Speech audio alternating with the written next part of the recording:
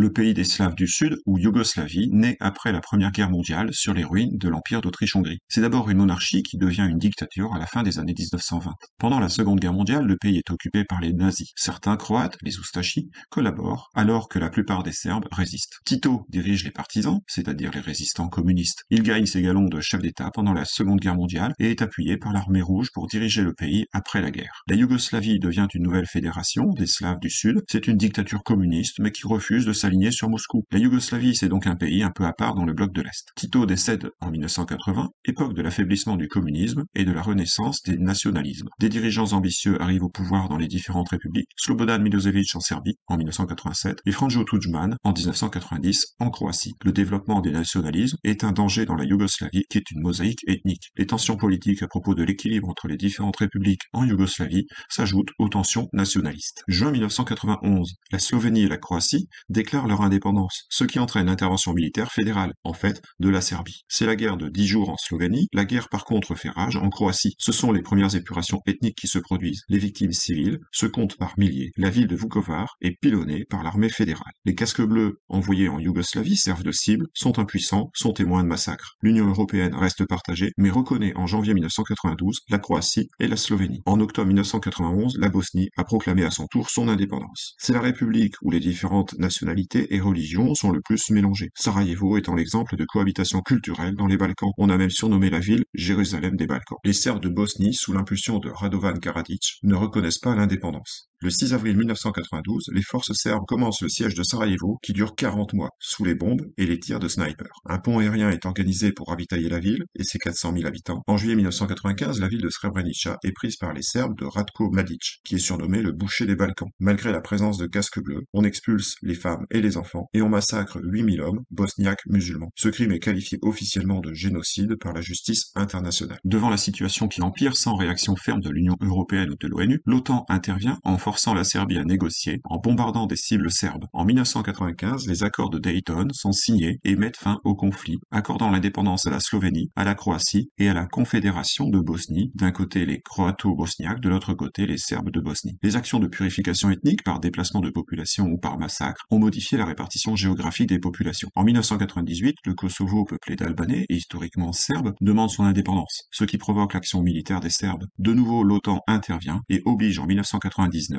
les forces serbes à se retirer. Le Kosovo est sous administration de l'ONU. En 2008, les Kosovars albanais proclament leur indépendance, qui n'est pas reconnue par la Serbie et ses alliés. 130 000 personnes sont mortes pour les 3/4 des civils et plusieurs millions de personnes sont déplacées. La justice internationale a sanctionné les principaux responsables de ces guerres.